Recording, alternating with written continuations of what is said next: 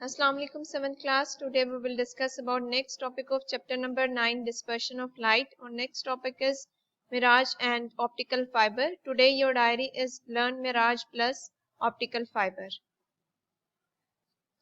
जब हमने इस चैप्टर को स्टार्ट किया था उस टाइम पर मैंने आपको डिफरेंट एग्जांपल्स बताई थी कि अगर आप सड़क पर जा रहे हो और हॉट डे है यानी गर्मी बहुत ज़्यादा है तो आपको ऐसे फील होता है जैसे सड़क के ऊपर पानी है, दूर से आपको ऐसा इमेज मिलता है। इसी तरह से रेनबो फॉर्मेशन को भी हमने डिस्कस किया था। बेसिकली ये जो इमेज आपको अपीयर होते हैं लेकिन एक्चुअली वो इमेज नहीं होता, वो चीज़ मौजूद वहां पर नहीं होती, ये कहलाता है Miraj. Mirage is basically a displaced image of some distant object which appear to us due to refraction and total internal reflection of light. किसी भी डिस्टेंट ऑब्जेक्ट का डिस्प्लेस्ड इमेज होता है जो हमें नजर आता है रिफ्रैक्शन की वजह से या टोटल इंटरनल रिफ्लेक्शन की वजह से। अगर हम हॉट सनी डे पे ट्रैवल कर रहे हैं तो हमें ऐसे अपीयर होगा कि सड़क के ऊपर पानी है लेकिन असल में पानी मौजूद नहीं होता।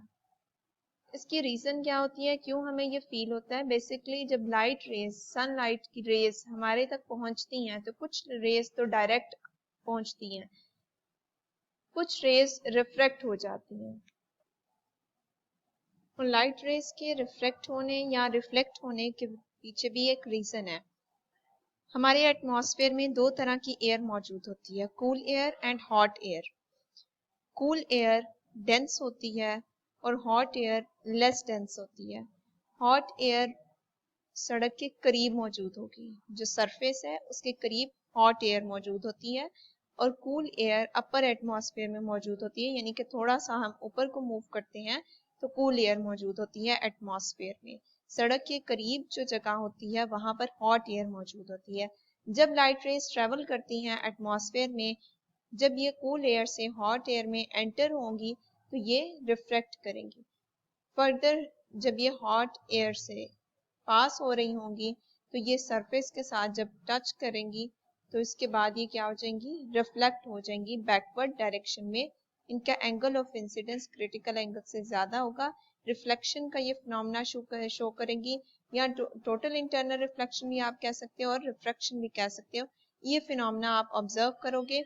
इस तरह से जब हम एक इमेजिनरी लाइन ड्रॉ करते हैं, डॉटेड लाइन ड्रॉ करते हैं, तो ये डॉटेड लाइन शो करती है कि एक्चुअली लाइट रेज फॉल की थी रोड के ऊपर, लेकिन क्योंकि वो रिफ्लेक्ट हो जाती हैं या वो टोटल इंटरनल रिफ्लेक्शन का फिनोमेना शो करती हैं और इस फिनोमेना के बाद फिर वो ह्यूमन बीइंग की आई में एंटर होती हैं, तो उसको एक अपेरेंट इमेज शो होता है, एक इमेजिनरी इमेज शो होता है, और उसमें आप देख सकते हो कि आपको ऐसे लगेगा जैसे पानी मौजूद है। और मोस्टली डेजर्ट में, जो डेजर्ट वाले एरियाज में लोग रहते हैं वो इसको ऑब्जर्व कर सकते हैं ज्यादातर, क्योंकि जो सैंड है वो बहुत ज्यादा गर्म हो जाती है, तो वो उसके ऊपर उनको ऐसे लगता है जैसे दूर से जैसे पानी मौजूद है।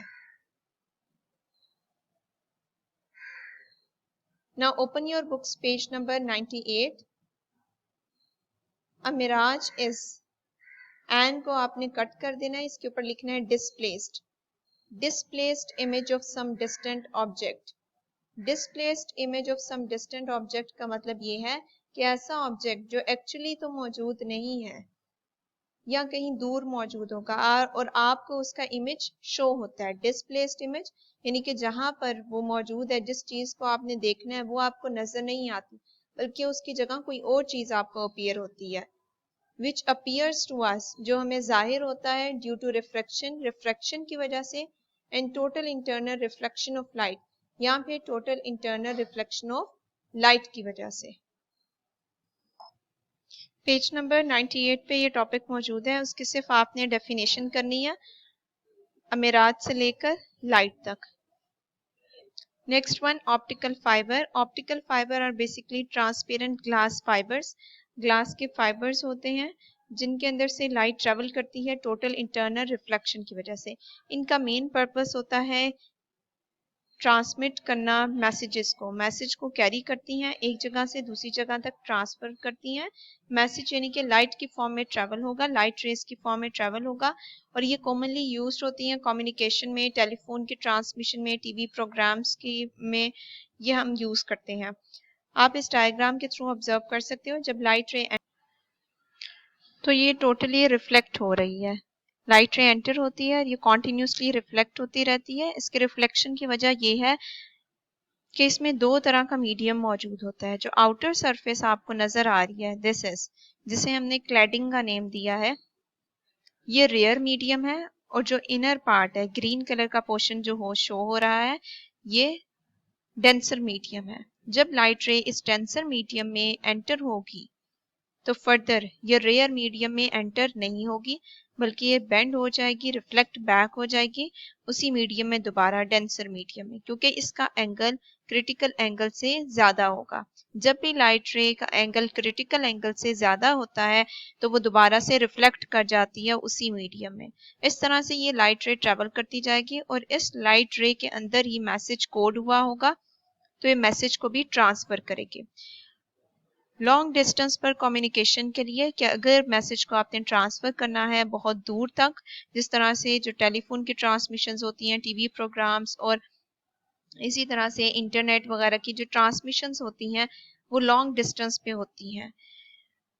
इस पर्पस के लिए हम ऑप्टिकल फाइबर्स यूज करते हैं। इसके लिए हम बाकी कोई फाइबर या केबल क्यों नहीं यूज करते, क्योंकि वो ज्यादा एफिशिएंट नहीं होती, उसके थ्रू मैसेज उस तरह से कैरी नहीं हो सकता जिस तरह से आप इसके थ्रू कैरी कर सकते हो।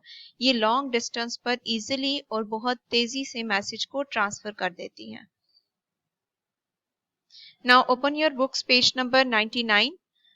फर्स्ट टू लाइंस आपने कट कर देनी है। थर्ड लाइन में जहां लिखा हुआ है optical fibers, optical fibers are thin transparent glass fibers. Transparent का मतलब है यानी कि शफाफ, ग्लास के फाइबर्स होते हैं in which light travels due to total internal reflection, जिनमें से लाइट पास होती है टोटल इंटरनल रिफ्लेक्शन की वजह से। अब ये खुद तो ग्लास के फाइबर्स होते हैं, लेकिन इनके इर्द गिर्द कोटिंग भी की होती है इनको प्रोटेक्ट करने के लिए। These fibers are commonly used in communication. हम communication के पर्पस में यूज करते हैं, for example in telephone transmissions, TV programs and computers. An optical fiber can carry thousands of phone calls at the same time. बहुत जल्दी भी message को carry करती हैं और thousands of calls को एक ही टाइम पर कैरी कर सकती हैं। आज आपकी डायरी है learn mirage plus optical fiber. आपने मिराज की सिर्फ डेफिनेशन याद करनी है, और ऑप्टिकल फाइबर्स के टॉपिक को मैंने जितना मार्क करवाया है उतना आपने याद करना है। याद करके आपने रफ कॉपी पर या लूज शीट पर लिखना है, नीट कॉपी पर आपने कोई भी काम नहीं करना। Thank you.